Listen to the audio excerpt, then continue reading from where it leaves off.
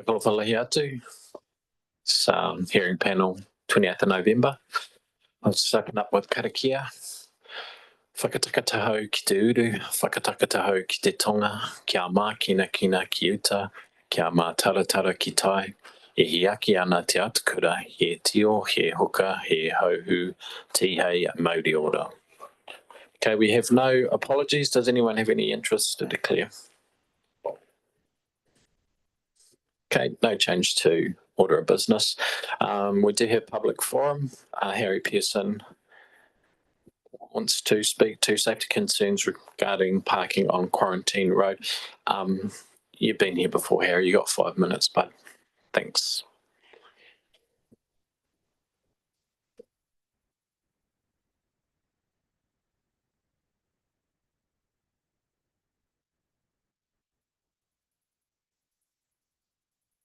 Kia ora, tēnā koutou, tēnā koutou, tēnā koutou katoa.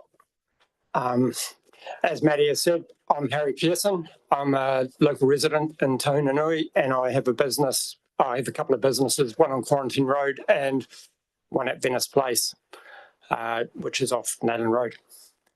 I've only got a few points to make, about 4 or 5 points to make this morning, so it shouldn't take us too very long at all. But first of all, perhaps my primary concern is the lack of consultation with local businesses about parking on Quarantine Road. Like I just spoke to a few businesses that are located on Quarantine Road this week, and none of them at all were aware of this hearing panel. None of them were aware that they could be sending in emails requesting whatever they may like to request about Quarantine Road and how the parking on Quarantine Road is affecting their businesses. So that's my first point. I've been emailing the council since September 2021 about this issue. So it's been an ongoing issue. And basically, I feel like I've just been stonewalled, given excuses for lack of action, and absolutely nothing's been done to address my concerns.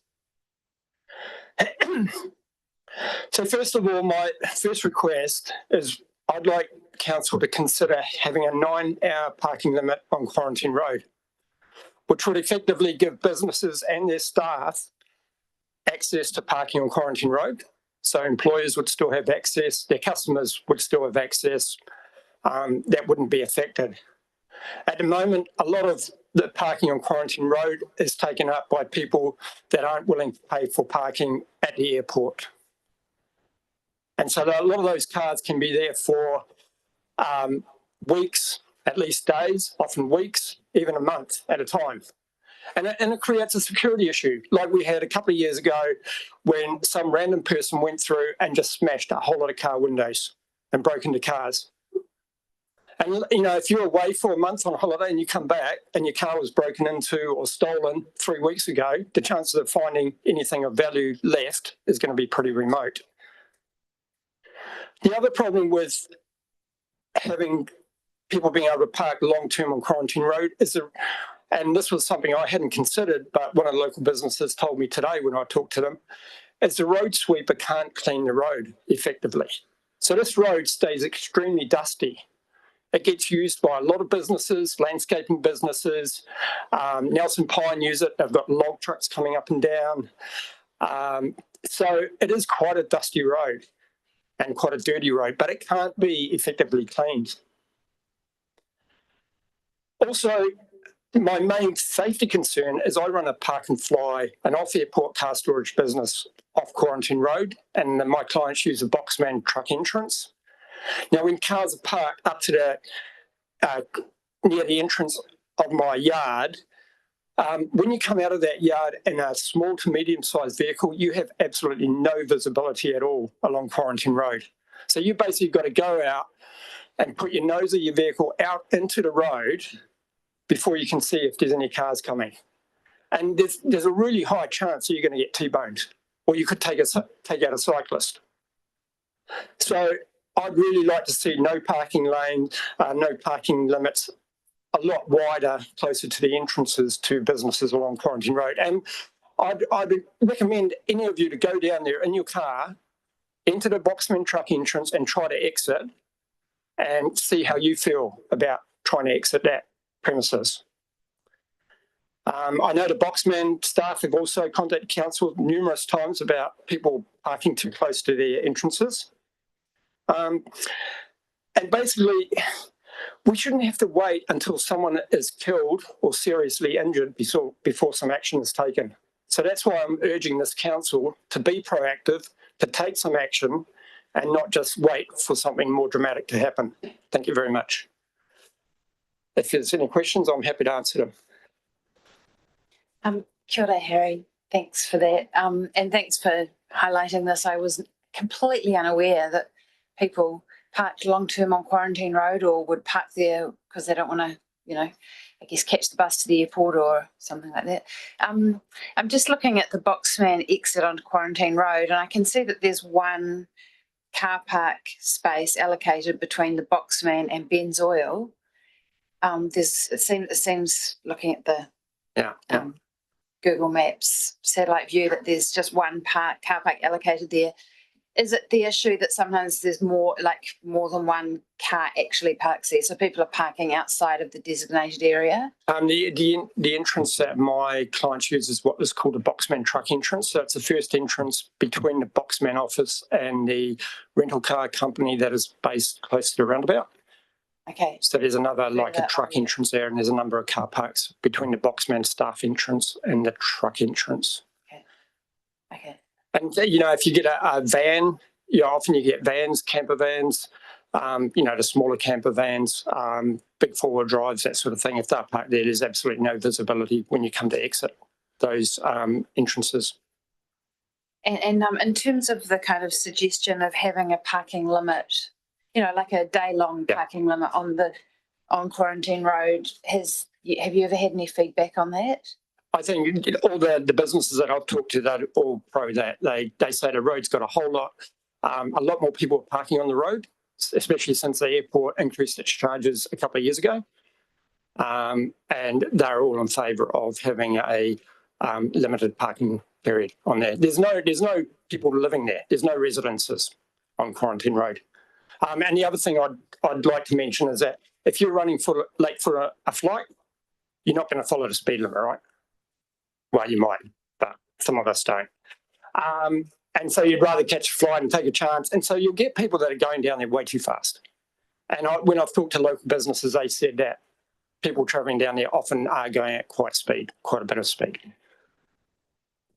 Thanks. No more questions from me. Thanks. Got to get permission from the chair first. Hey, Harry. Hi. It might come as a surprise to you that I've actually spoken to Gavin Stovey down at Fulton Hogan, and Roger Humphreys and Dave, the team at next door to where you are. Oh yeah.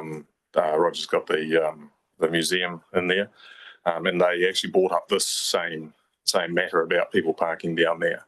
I hope that you can appreciate the situation the council's in terms of the sensitive matter around parking, and that we're damned if we do and we're damned if we don't. The community is constantly criticising council for removing car parks and also for not providing enough car parks as we're going forward. So it puts us in a bit of a tough spot, especially when a petition or a submission comes from a member of the community whose business interests actually lie with not making this parking available for people. It's a problem though down there, isn't it? Because I saw a van that was there for like 3 weeks, and it was actually tucked around the corner. Are you sensitive to our position with regard to having can be viewed as a business interests trying to because it's park and fly, isn't it? That's right. Yeah. So my point of view is that there is also Bolt Road people can park on. And I realise that you could say that there's a conflict of interest here, but you must also realise that I'm sure a lot of other businesses, like you've already mentioned, would have the same concerns if only they were given the chance to voice them. A lot of people are also busy working. You know, I didn't really want to take 2 hours out of my time to come here and make this point, but I felt strongly enough about it.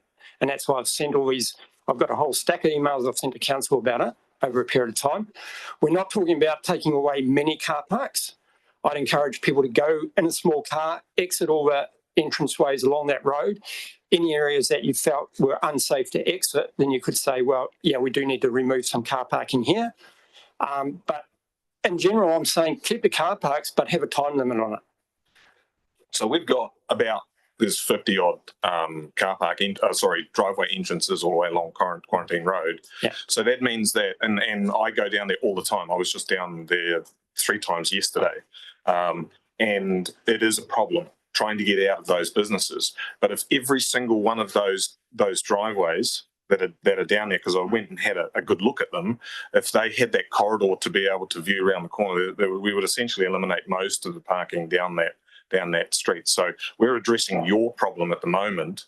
And one of the concerns, obviously, is that if we're invoking safety down there, that's really a matter for the police to manage if there are people that are speeding down there and communications with them. But what are your thoughts on if we were to apply this to your driveway and really, because it affects the Alpha cars next door, doesn't it? Is it Alpha? Is it? There's only really there's a rental car company between us and the airport, and there's and Roger Humphreys, their lease place. Dave owns it, I think. Oh yeah, the 4-wheel drive place. Yeah. Yeah, so that's in between their driveway. Yeah. Your driveway and theirs. Yeah. So what we've got here marked on our map, I think, was one of the things. No, I don't know whether. So what are your thoughts in terms of if we went ahead and said, okay, this is a legit problem down there, and all of the other business owners, or rather a group of business owners said that we want it applied right across, and then the rest of the street doesn't want it, because we can be proactive as much as with every street around the district to go and consult. It's a very time consuming, and trying to herd the chickens is quite hard. But what are your thoughts about us being able to manage the expectations that potentially it could be applied right across or even the fear that it could be applied right across Quarantine Road? I think realistically, I think if you made it a 9-hour parking limit. So you're also asking, my particular one is the no stopping lines. Yeah, I realise that, but I'm thinking that if you had a 9-hour parking limit, that may reduce a lot of the issue, because even if you have a whole line of 10 cars, it's really hard to see through those cars to see if there's any traffic coming, because all those cars are parked there long term, whatever. But if there was only a few people that were parked there that were clients of businesses, maybe the old staff member or whatever, you'd be able to see through the gaps between the cars.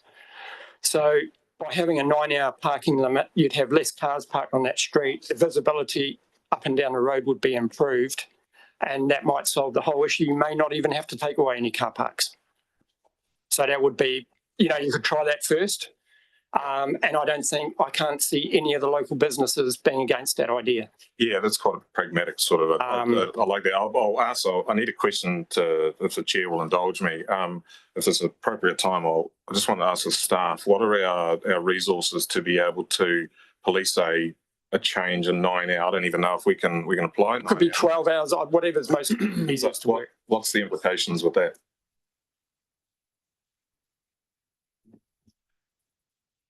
So the regulatory team would address the issue of ability to enforce that, but that aspect is something that you would consider in the context of a review of the parking strategy in general. So we can have a look and see whether or not we have a review of the parking strategy, which is something that would address the wider policy issue of this kind of parking being put in place. Do we have in the Nelson catchment any other similar arrangements in terms of time parking? Not that I'm aware of. I know that we have periods, don't we? So between certain periods that there's, I'm not too sure how it works. And then coming from Wellington, they've addressed a similar issue at Wellington Airport by limiting parking to residents and less than 24 hours. So their concern was people parking. They've addressed it with a 24. So there are mechanisms that have been put in place in various parts of the country that we could look at. Off the top of that, I'm not going to hold your feet to the fire, but in terms of resources, I mean, no rule is worth a tin of feathers if it's not enforced. Do we have the manpower to actually enforce that? So that's the regulatory team. So I'm not here to, I can't speak on their behalf. So I'm not part of the regulatory team. I'm part of the transport team. Okay, so right. So would we? Yeah. Okay.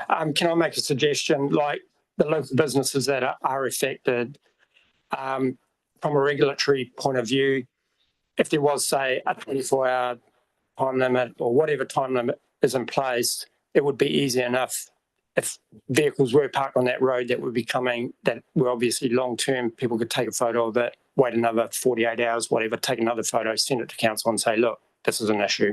Can you check it out? So it's not like you'd have to have a parking warden going down. We still need staff to attend to those emails and respond to them as well. And then once we get into enforcement, then apparently there's quite a time consume. I'd rather not get into the. But sometimes just a sign can be a deterrent, right? You're right. Yep, I agree. And if maybe a couple of fines right up front just to make it look like it's working.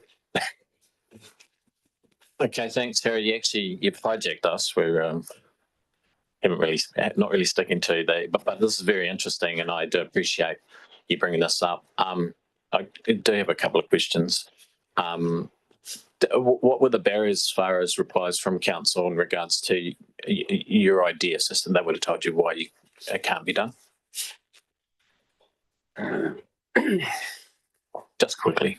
I was. The latest one was that obviously it had to come to the hearing panel, but back in 2021, I was not informed anything about that, about it having to come to a hearing panel. I'm just trying to see what sort of replies I got from council. I got one email saying that residents aren't keen to lose that much on-street parking. No, that's fine. There's no residents on that street. And just so I wouldn't throw anyone under the bus, it's also a job of elected members to be across these kind of issues. So I really appreciate you bringing this to us. So going back to the hearing panel, other than they're not so happy with the consultation, do you have any issues with 4.2, the proposed no stopping on Quarantine Road? So the hearing panel were discussing Quarantine Road, but no stopping. Have you had a look at that, or? No, I'm unaware of that. I haven't been sent any information about what this hearing panel is discussing. Okay, so it's more in line with what you were talking about as far as making it a little bit safer. So that's what we really appreciate you being here, bringing it up. It's a little bit out of scope, but it is kind of interesting. And I guess it's our job as elected members to proceed with these kind of issues. Thanks so much. Okay, thank you very much for your time. Appreciate it.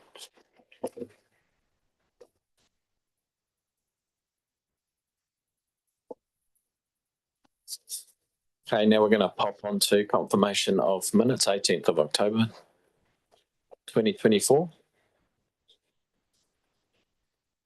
Do I have a mover for confirmation of minutes? Sorry. I see. The agenda is on the website. It sounded like Harry did.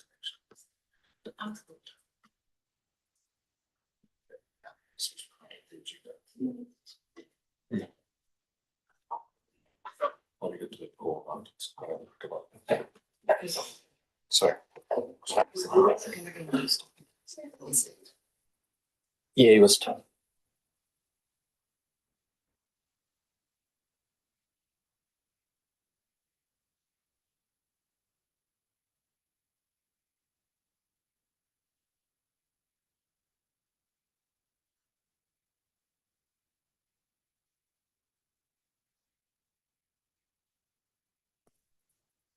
Alrighty, so moved by Councillor Pakipaki, seconded by Councillor Sanson.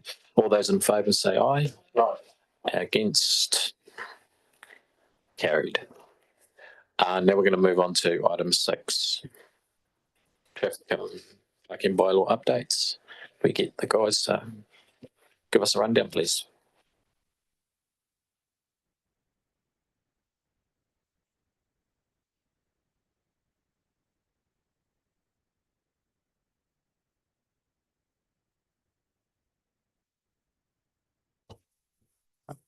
Chair.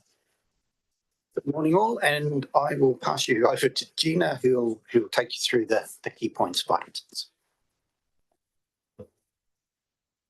Morena, Chairperson and Councillors. The report provided to you today for decision is to provide details of proposed traffic control devices.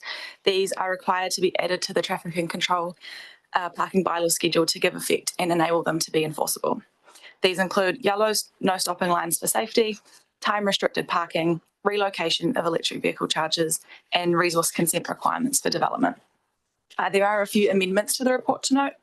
4.3 Hampden Street, an additional piece of feedback has been received in support of the proposed changes. 4.4 Whakatū Square time restriction changes. Feedback was still being sought at the time of report writing. Officers visited businesses in Whakatū Square, Bridge Street, Halifax Street and Trafalgar Street, hand delivering letters which outlined the proposed changes and how they could provide feedback. Conversations with businesses were generally supportive of the proposed changes, with 2 exceptions regarding why the changes were needed if majority of vehicles were only parking for an hour or less already, and wanting to retain all-day parking for their employees. 1 formal response was received in writing, but it did not address the proposal in this report, instead questioning why Council continues to provide freedom camping facilities in the CBD. 4.6 Buxton Square electric vehicle relocation charges. Feedback was still being sought at the time of report writing. Officers hand-delivered letters outlining the proposed changes and how businesses could provide feedback. 1 formal response was received in writing and was in support of the changes. The report is being taken as read and we welcome any questions. Thank you.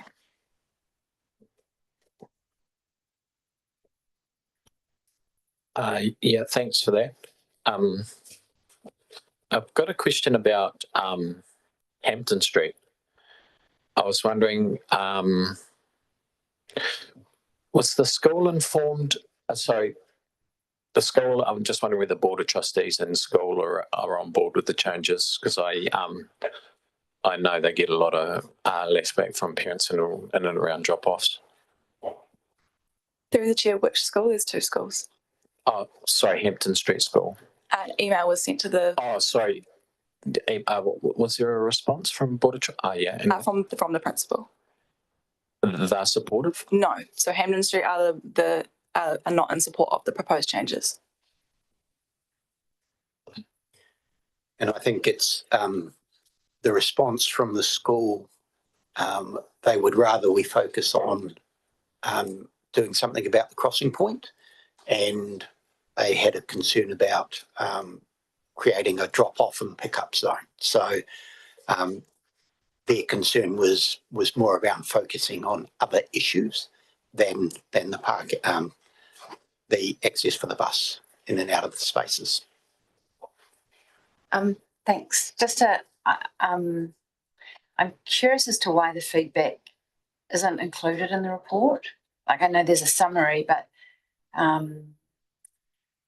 that it is, this one, for example, that it's proposed no stopping outside the school and the school's not supportive, to me is material, but that's the first we've heard of it. I would really like to see the feedback provided for these hearings. I have been in hearings where we've actually had the feedback included in the report, and I'm curious as to why that's not happened in this case. Yeah, it's a couple of aspects to that is just providing that summary, and then sometimes if people don't want their feedback provided in that public context, so there's a bit of anonymity that's connected there. But and did the school request anonymity? No, but we didn't ask them whether they would. So, yeah. Okay. But that's a practice we can look at. It's not something that I've got detail or background on. So, yeah.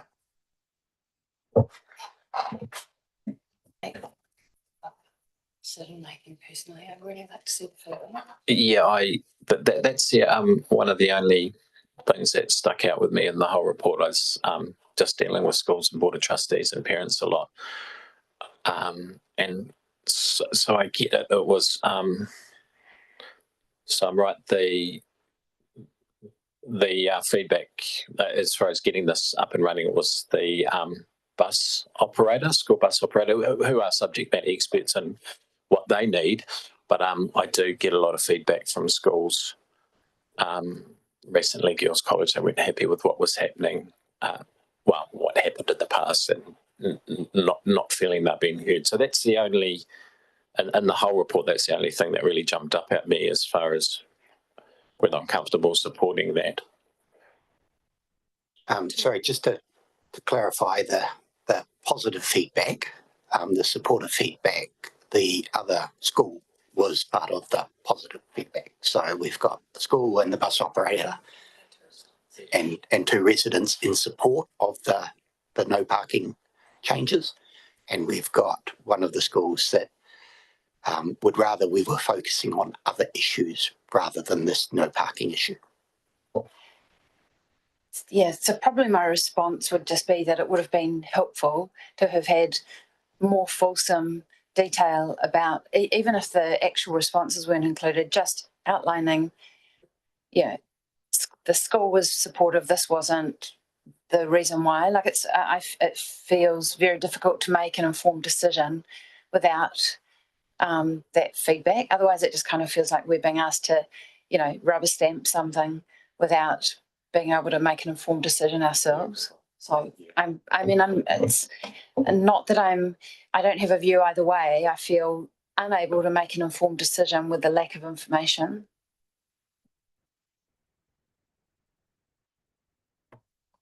I will concur. I'm not too sure exactly what the proposal. I know Councillor Sanson, what would you recommend how we handle it? Just I have a question after it. Sorry, you've hooked me into. Yeah, maybe one option is that particular piece, the Hampden Street one, is brought back to a future hearing panel with fuller information, or we take an adjournment now and we can get the feedback. Either would work for me.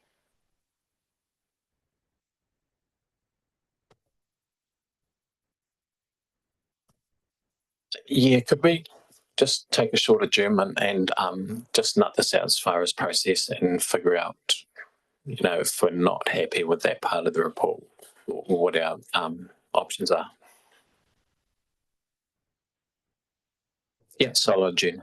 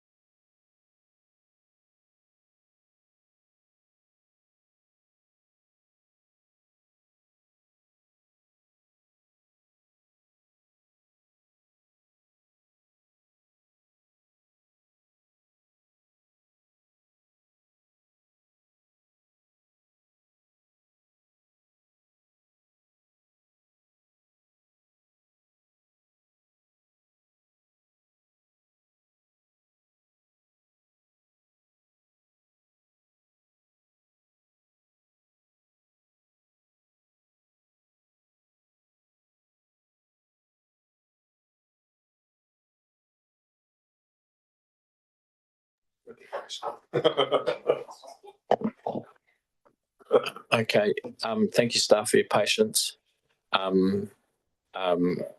Just with the offline discussion, we're not super comfortable proceeding with the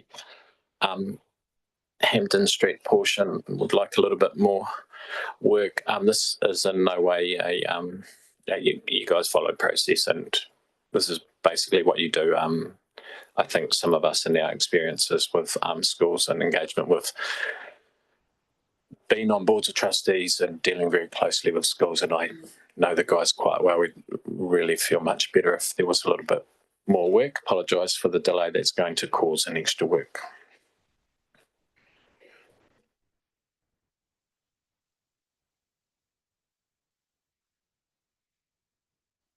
Oh boy. Oh, tēnā kōrua again. Here we go. So you were, both you guys were in the room when Harry was presenting? It's a bit of a blur now. There was just a quick discussion afterwards where we're not too sure. It says on the that multiple requests for yellow no stopping lines. Was Harry, I missed the opportunity to actually ask him whether he was aware that this was actually an agenda item today. He seemed to be somewhat unaware. Well, and would we be allowed to, are we allowed to say if who the actual respondents of the requests came from? Has it been as a because it would be good to know, and it would be good for the community to know, because Harry challenged the that he has presented or made these requests and submissions, and it would be quite good to link that to him, even a quick phone call afterwards.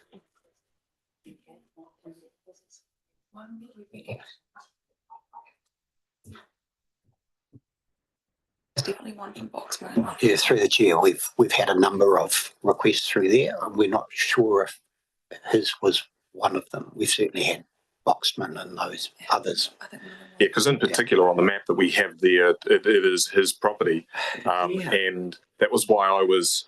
He responded and said he wasn't too sure exactly what I was talking about. I assumed at that point that he had the same information, the map that I had in front of me. Through the chair, I made the same assumption that he was here to talk about in support of the markings that are going outside his driveway. So I was also a little bit confused. So okay, is it the same as for 4.2? It's about that. Yeah, I've got one for 4.2. Just a clarifying question on 4.2.4. It says feedback was sought from affected residents and businesses, and 2 responses were received. Was feedback sought from the storage place that seems to be where the lines are going? Through the chair, officers hand delivered letters to all of the businesses so there's 2 different driveways. So officers went into both driveways, put letters in letterboxes, all the visible letterboxes, all of the obvious offices. It may be the case there are a couple of offices down the back of these driveways or right-of-ways that aren't super obvious as offices, and there may be a chance someone got missed, but everything that was signed, numbered, letterboxed received a letter. Okay, thanks. Just a note, I would expect that any property that has a letterbox would be under the tenant or the landlord at least, and whoever is the primary on that account, it's their responsibility to make sure that their subtenants, their subleases on their properties are informed. So that's good. That's good to clear that up, because it was, it was suggesting that no consultation has taken place at all, or rather at least what was going on. So I'm just going to 4.3, and with the chair's indulgence, looking at the additional 20, I think it was, car park. Sorry, I can't find it now. Oh, there we go. The change of their designation into the 60 minutes. What's happening, like, in terms of the plan? Is this going to affect later on with the property over in the far corner? There are some confidential issues around that where the bus station is now. And also once the work gets finished in the corner, is there going to be any changes to the layout that's been discussed of the car park, say, in 2 to 3 years' time?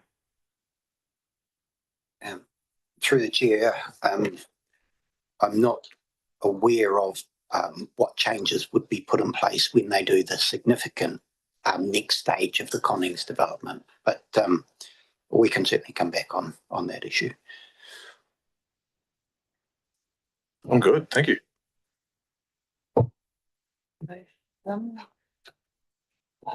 So I just got a question. 3.3 talks about this public-facing mapping system currently under development. When do you reckon that would be released? And do you think that's a tool helping us out as far as like people are complaining about not being consulted and want you guys protected and whatnot? So how far away is that? Through the chair, to my knowledge, it was on the cards for next year, but due to staff capacity, it may be pushed out a year. And the last one, 4.8.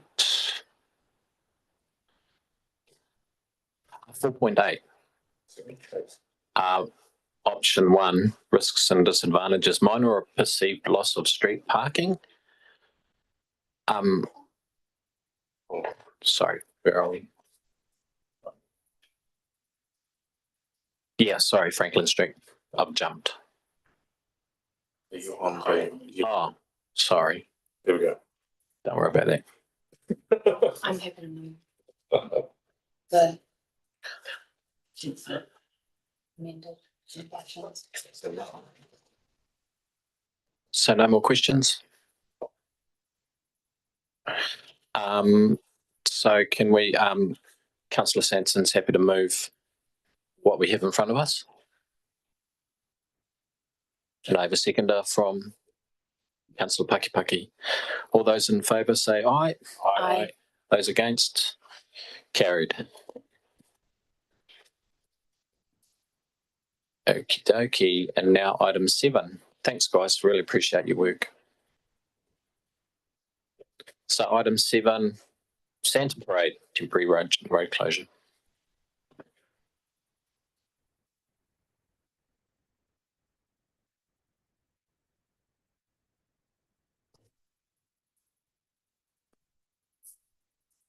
All right, on this merry issue, I will pass over to Gillian.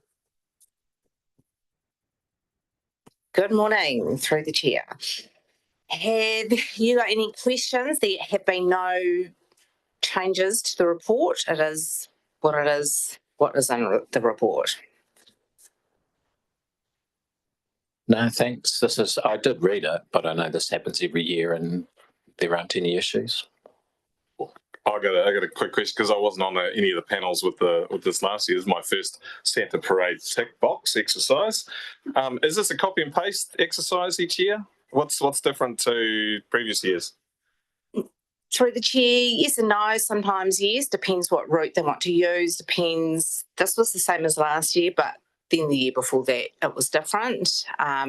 Also depends, we send out a separate letter to Hathaway Court as well, just making sure that they are okay. So this year I went through and I actually emailed and spoke to one of the people at Hathaway Court just to make sure they were happy with how things gets run down there. And yeah, so it's really just sort of, it's also following up on everything. Probably the second question is with regard to float safety and safety of the actual participants and I guess the onlookers. How to what extent does the council actively monitor or not enforce, but make sure that the floats and the participants are safe and doing what they would do in their health and safety plans that they provide? Because I'm assuming that any PCUB would be submitting their safety plans or at least an activity method statement. Through the chair, that will be something totally separate from actually what this is the road closure application. So that is another department who would actually deal with that. I'm sure maybe is there a consent that gets done? Do you know? Yeah. Yeah, I think it's quite connected because I wouldn't be prepared to grant a road closure to allow the activity to go forward unless those, that assurances were made. So they're not unrelated. Safety never sleeps. The Washington. That is just not something that has been brought up with this report before, and something that is not a question in the road closure application. That may be a traffic aspect. management aspect. So the organisation who makes the application each year, they're the registered trust, aren't they? Where are we? It is Downer that puts the application in, but they will do that on the They do it under their business fund or a trust? Oh, trust will give them the direction, because the trust don't know anything really about the traffic management side of things. yeah, right. There is a responsibility for any organisation, especially like ours, and a statutory obligation to make those assurances to anyone wanting to have any business activities, any personal business undertaking activities, that there is because we have the public safety in our hands, really, and I can't imagine that if it went wrong, that it wouldn't be council that would take the heavy hit. Yeah, so given it's on the road network, there would be a temporary traffic management component of that, and that would go through that same standard temporary traffic management sign-off process. So, and I'm assuming as a part of that, the vehicle safety and those sorts of things, just like the safety of roadworks vehicles, would be considered in the context of it. Yeah, I just don't want to be the guy that is in the firing line, or rather any organisation, and when our community, someone in our communities harmed, then we don't want the harm part, where we've got to be really sure that a large float doesn't career into a group of kids sitting on the side of the walkway. Yeah, so through the chair, this addresses the road closure aspect, but the temporary traffic management aspect will address those other issues on speeds and layouts, separation from others, those sorts of things. I can provide some information on that if that's would be useful. I think that can be done informally. I would be happy with that. Okay. Kia ora, thanks for the report, and really appreciate the conversations you had with the folks at Hathaway Court. I think it's really helpful to just check that they're totally supportive, affected residents. So I'm comfortable with the proposal, and just want to thank you for that, for having those conversations.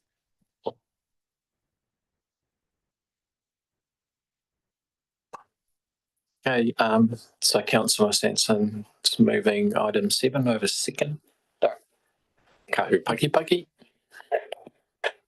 Those against? Just that with me, I'm. Should we do those 4? Oh, sorry, yeah, those 4. Aye. And those against? Carried. Thanks very much. Really appreciate it. Very grateful to staff for all the work you do, and please don't take. I know what it's like when you're going out trying your hardest consultant, and then everyone's telling you you're doing a terrible job. It drives me up the wall. So I really appreciate your work. Close with karakia. Tu mai, tu kaha, aroha atu, aroha mai tātou i tātou katoa. Meeting is closed. Thanks.